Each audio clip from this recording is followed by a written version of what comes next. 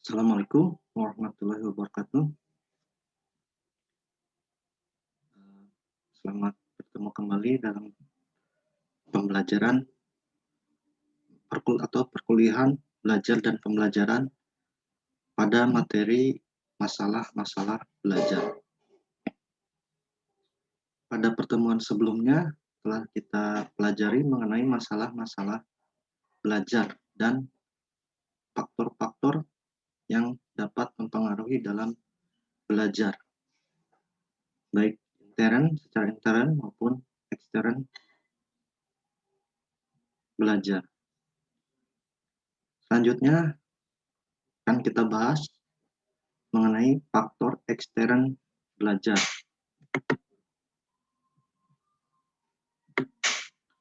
Proses belajar didorong oleh motivasi intrinsik siswa. Di samping itu, proses belajar juga dapat terjadi atau menjadi bertambah kuat bila didorong oleh lingkungan siswa. Dengan kata lain, aktivitas belajar dapat meningkat bila program pembelajaran disusun dengan baik. Program pembelajaran sebagai rekayasa pendidikan guru di sekolah merupakan faktor ekstern belajar. Ditinjau dari segi siswa, maka ditemukan beberapa faktor ekstern yang berpengaruh pada aktivitas belajar. Faktor-faktor ekstern tersebut adalah sebagai berikut. Pertama, guru sebagai pembina siswa belajar. Guru adalah pengajar yang mendidik. Ia tidak hanya mengajar bidang studi yang sesuai dengan keahliannya, tetapi juga menjadi pendidik generasi muda bangsanya. Sebagai pendidik, ia memusatkan perhatian pada kepribadian siswa, khususnya berkenaan dengan kebangkitan belajar. Kebangkitan belajar tersebut merupakan wujud emansipasi diri siswa. Sebagai guru yang pengajar, ia bertugas mengelola kegiatan belajar di sekolah. Hal-hal yang dipelajari oleh setiap guru adalah memiliki integritas moral kepribadian, memiliki integritas intelektual berorientasi kebenaran, memiliki integritas religius dalam konteks pergaulan dalam masyarakat majemuk, mempertinggi mutu keahlian bidang studi sesuai dengan kemampuan ilmu pengetahuan, teknologi, dan seni, memahami, menghayati, dan mengamalkan etika profesi guru, bergabung dengan asosiasi profesi, serta mengakui dan menghormati martabat siswa sebagai klien guru. Mengatasi masalah-masalah keutuhan secara pribadi dan pertumbuhan profesi sebagai guru merupakan pekerjaan sepanjang hayat. Kemampuan mengatasi kedua masalah tersebut merupakan keberhasilan guru membelajarkan sang siswa. Tugas pengelolaan pembelajaran siswa tersebut meliputi hal-hal berikut. Pembangunan hubungan baik dengan siswa, menggairahkan minat, perhatian, dan memperkuat motivasi belajar, mengorganisasi belajar, melaksanakan pendekatan pembelajaran secara tepat, mengevaluasi hasil belajar secara jujur dan objektif, melaporkan hasil belajar siswa kepada orang tua siswa yang berguna bagi orientasi masa depan siswa. Prasarana dan sarana pembelajaran. Prasarana pembelajaran meliputi gedung sekolah, ruang belajar, lapangan olahraga, ruang ibadah, ruang kesenian, dan peralatan olahraga. Sarana pembelajaran meliputi buku pelajaran, buku bacaan, alat dan fasilitas laboratorium sekolah, dan berbagai media pengajaran lainnya.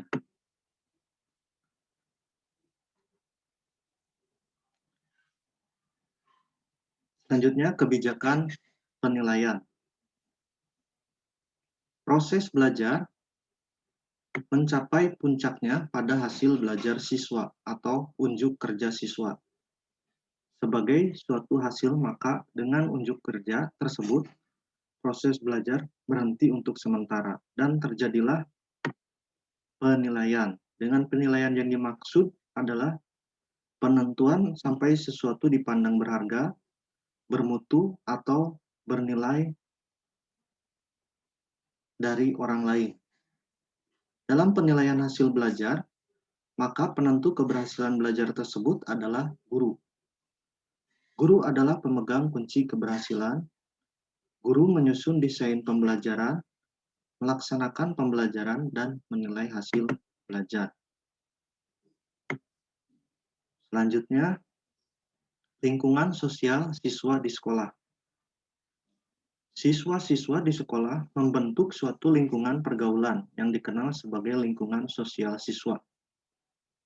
Dalam lingkungan sosial tersebut ditemukan adanya kedudukan dan peranan tertentu. Pengaruh lingkungan sosial tersebut berupa hal-hal berikut. Pengaruh kejiwaan yang bersifat menerima atau menolak siswa yang akan berakibat memperkuat atau mempermudah konsentrasi belajar. Lingkungan sosial mewujud dalam suasana akrab, gembira, rukun, dan damai. Sebaliknya mewujud dalam suasana perselisihan, bersaing, salah menyalahkan, dan bercerai-berai. Suasana kejiwaan tersebut berpengaruh pada semangat dan proses belajar. Suasana kejiwaan dalam lingkungan sosial siswa dapat menghambat proses belajar, dan lingkungan sosial siswa di sekolah atau juga di kelas dapat berpengaruh pada semangat belajar kelas. Dan setiap guru akan disikapi secara tertentu oleh lingkungan sosial siswa. Sikap positif atau negatif terhadap guru akan berpengaruh pada kewibawaan guru. Akibatnya, bila guru menegakkan kewibawaan, maka ia akan dapat mengelola proses belajar dengan baik. Sebaliknya, bila guru tak berwibawa, maka ia akan mengalami kesulitan dalam mengelola proses belajar. Selanjutnya, kurikulum sekolah. Program pembelajaran di sekolah mendasarkan diri pada suatu kurikulum. Kurikulum yang diberlakukan sekolah adalah kurikulum rasional yang disahkan oleh pemerintah atau suatu kurikulum yang disahkan oleh suatu yayasan pendidikan. Kurikulum sekolah tersebut berisi tujuan pendidikan, isi pendidikan, kegiatan belajar mengajar, dan evaluasi.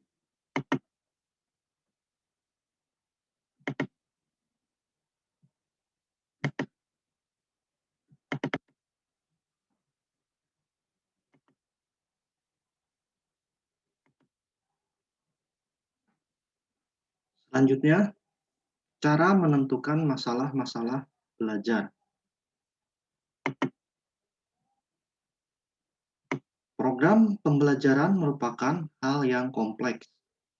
Kekompleksan itu terentang dari konstruksi kurikulum dan pemberlakuan kurikulum sekolah.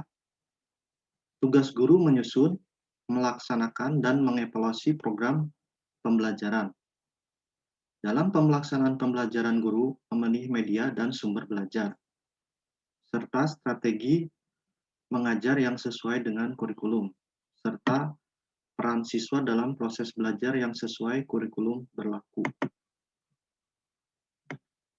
Belajar di sekolah terkait dengan beberapa hal.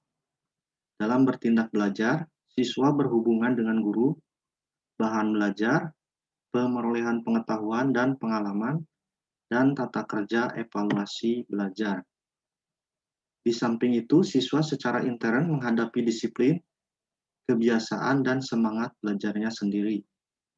Faktor intern siswa tersebut merupakan hal yang cukup kompleks. Siswa yang belajar di sekolah merupakan akibat dari program pembelajaran guru. Guru berkepentingan untuk mendorong siswa aktif belajar. Dengan demikian, sebagai pendidik generasi muda bangsa, guru berkewajiban mencari dan menemukan masalah-masalah belajar yang dihadapi oleh siswa. Pengamatan perilaku belajar. Sekolah merupakan pusat pembelajaran. Guru bertindak menjelaskan dan siswa bertindak belajar. Tindakan belajar tersebut dilakukan oleh siswa sebagai lazimnya tindakan seseorang, maka tindakan tersebut dapat diamati sebagai perilaku belajar. Sebaliknya, tindak belajar tersebut terutama dialami oleh siswa sendiri.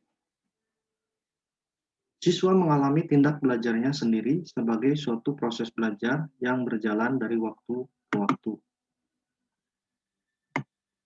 Peran pengamatan perilaku belajar dilakukan sebagai berikut.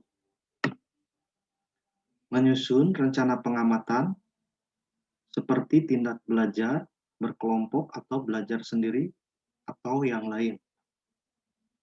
Memilih siapa yang akan diamati meliputi beberapa orang siswa.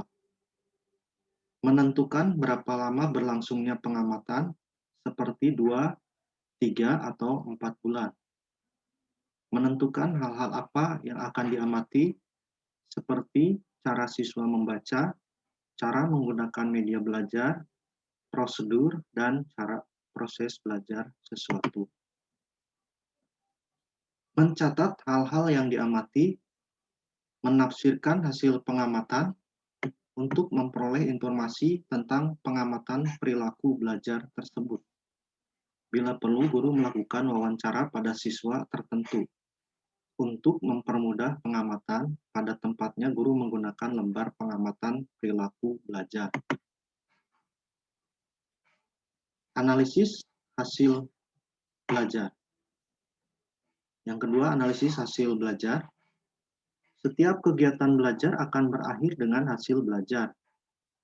Hasil belajar tiap siswa terkumpul dalam himpunan hasil belajar kelas.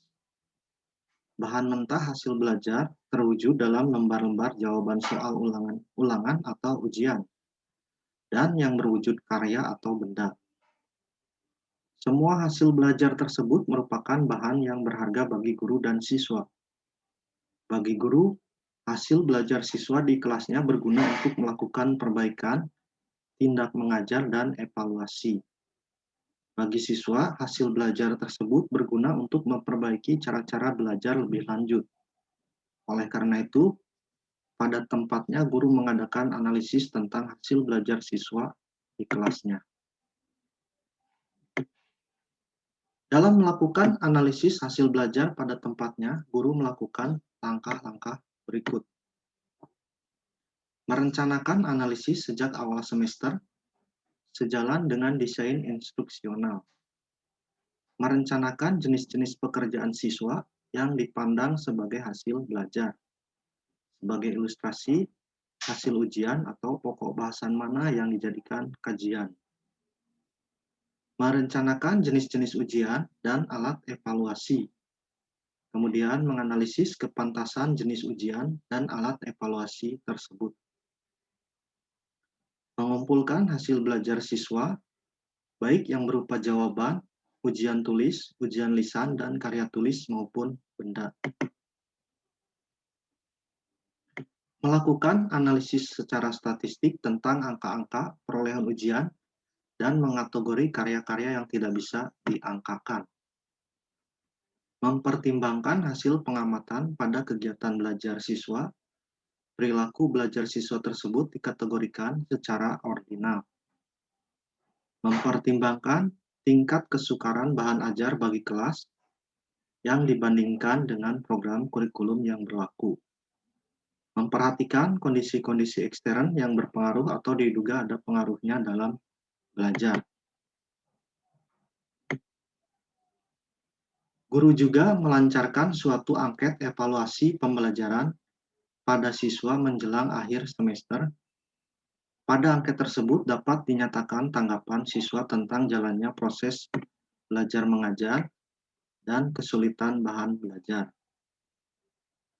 Dengan analisis tersebut, guru mengambil kesimpulan tentang hasil belajar kelas dan individu.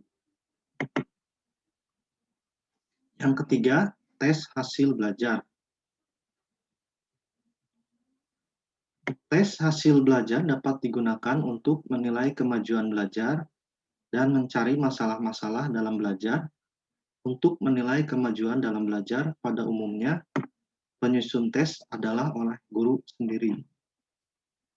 Untuk mencari masalah-masalah dalam belajar, sebaiknya penyusun tes adalah tim guru bersama-sama konselor sekolah. Oleh karena itu, pada tempatnya guru profesional memiliki kemampuan melakukan penelitian secara sederhana. Jenis tes yang digunakan umumnya digolongkan sebagai tes lisan dan tes tertulis. Tes tertulis terdiri dari tes esai dan tes objektif.